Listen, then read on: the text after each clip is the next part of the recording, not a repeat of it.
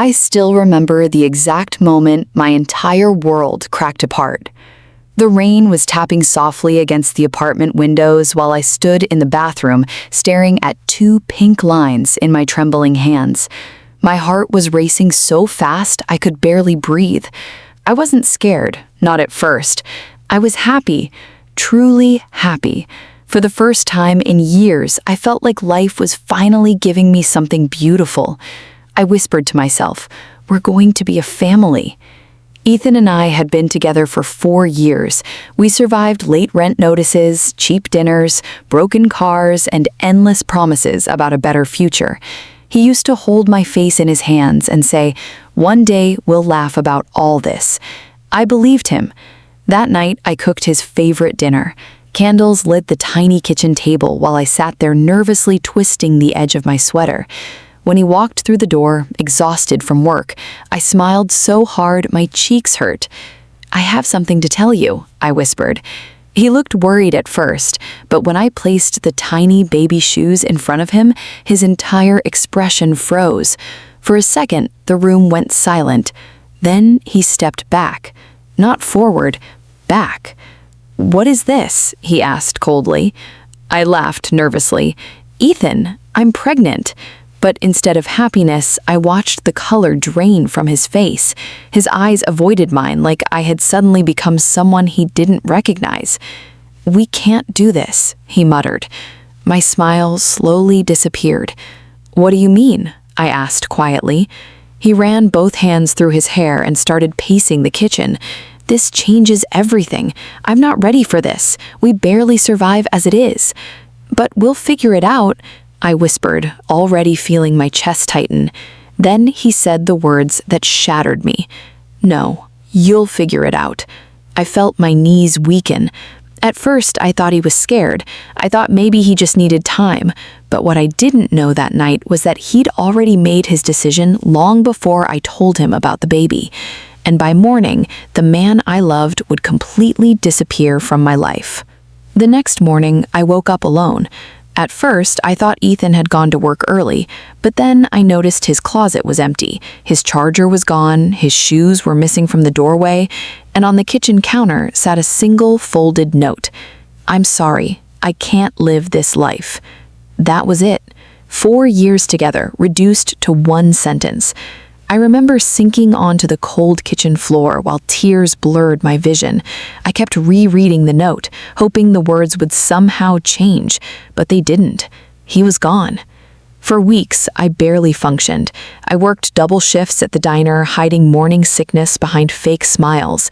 Every customer who complained about cold coffee felt like another weight crushing my chest. At night, I sat alone in our apartment, talking to my unborn baby. "I'm trying," I'd whisper through tears. "I promise I'm trying." But the betrayal didn't stop there. A month later, I discovered Ethan had emptied our shared savings account before leaving. Every dollar we had saved for years, gone overnight. That was the moment something inside me changed. The sadness slowly turned into clarity. I stopped begging for answers. I stopped checking my phone every 5 minutes. I stopped replaying memories that only destroyed me. Instead, I started rebuilding myself. I moved into a tiny studio apartment across town. I took online business classes after work while pregnant and exhausted.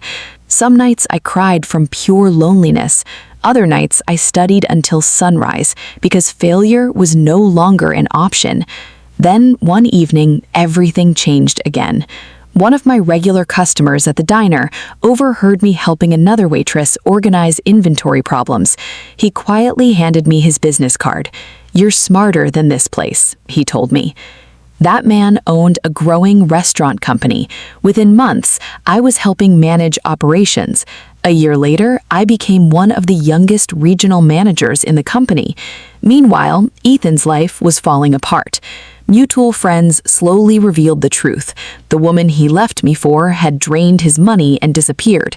He lost his apartment, lost his job, lost everything he once thought mattered more than me. But what hurt the most wasn't his betrayal anymore. It was realizing how little he believed in me. He saw pregnancy as the end of my future. I turned it into the beginning. And 5 years later, fate placed him directly in front of me again. I almost didn't recognize him at first.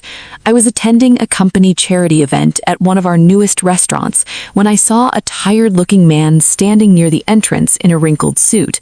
Then he looked up. Ethan, the same man who walked away when I needed him most, now stood frozen, staring at me in complete shock. But I wasn't the broken woman he abandoned anymore. I stood there in a fitted black dress, holding my son's tiny hand, while employees greeted me with respect. "Good evening, Miss Carter," they kept saying as we walked through the room. I saw Ethan's expression slowly collapse. He looked at my son, then back at me. "That's mine?" he whispered. I stayed calm. "Yes," I answered softly. For a moment, his eyes filled with regret so deep it almost looked painful. "I made a mistake," he said quietly. "I was scared." I nodded, slowly, because honestly, I already knew that. But fear doesn't excuse betrayal. He tried talking for several minutes. He apologized, he cried, he told me he never stopped thinking about us. Yet the strangest part was this: I didn't feel anger anymore, only peace. Because the revenge I once dreamed about never came from destroying him. It came from surviving without him. I looked down at my little boy smiling beside me and realized something powerful. The life he abandoned that rainy night didn't disappear.